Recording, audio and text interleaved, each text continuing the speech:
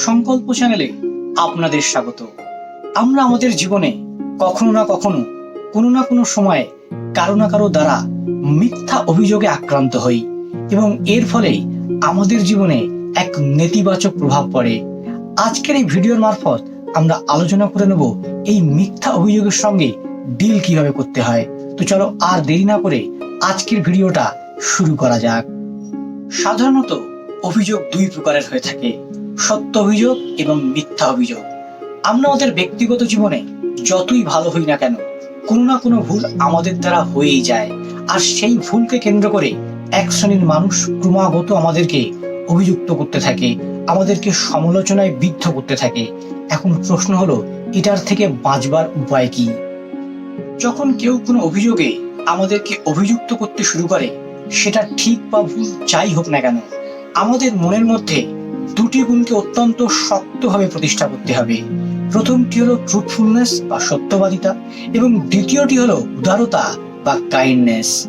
বেশিরভাগ ক্ষেত্রে আমাদেরকে যখন ফলসলি অ্যাকিউজ করা হয় বা মিথ্যা অভিযোগের ভার আমাদের উপর চাপিয়ে দেওয়া হয়, তখন আমরা ধৈর্য হারিয়ে ফেলি, ভয় পেয়ে যাই এবং মরিয়া হয়ে উঠি নিজেকে নির্দোষ প্রমাণ করবার জন্য।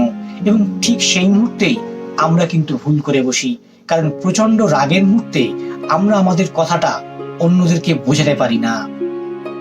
সেজন্য কারো দ্বারা অভিযুক্ত বা সমালোচিত হলে সঙ্গে সঙ্গেই তাতে প্রতিক্রিয়া না দিয়ে বরং একটু চুপ করে যান এবং উদারতা ও ধৈর্য দিয়ে সামগ্রিক বিষয়টাকে পর্যালোচনা করতে শুরু করুন।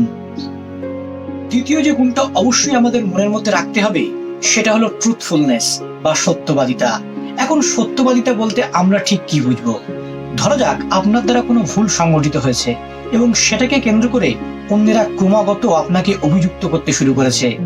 যদিও বেশিরভাগ ক্ষেত্রে আমরা এটা স্বীকার করি না যে আমাদের দ্বারা কোনো ভুল হতে পারে বলে, এবং ঠিক সেই সময়ে আমরা মিথ্যা বলতে শুরু করি এবং জোর করে এটা প্রমাণ করার চেষ্টা করি যে আমরা ভুল করিনি। কিন্তু যদি সত্যি আপনার দ্বারা ভুলটি হয়ে থাকে, তাহলে সেটা সততার সঙ্গে অ্যাকসেপ্ট করতে শিখুন এবং নিজেকে সংশোধন করুন। এবং অন্যদিকে যদি আপনি সত্যি ভুলটি না করে থাকেন, তাহলেও সততার সঙ্গে বলুন যে আপনি ভুলটি করেননি। এইভাবে আপনি আপনার মনের মধ্যে ট্রুথফুলনেস বা সত্যবাদিতাকে প্রতিষ্ঠা করতে পারেন। এইভাবে আপনি যদি উদারতা ও সত্যবাদিতার বোধ নিজের মনের মধ্যে গড়ে তুলতে পারেন, তাহলে দেখবেন অন্যের চোখে আপনার গ্রহণযোগ্যতা ও বিশ্বাসযোগ্যতা অনেকাংশে বেড়ে গেছে, এবং ব্যক্তিগতভাবেও কোনো ধরনের নেতিবাচক কিছু আর আপনাকে অকারণ বিচলিত করতে পারবে না।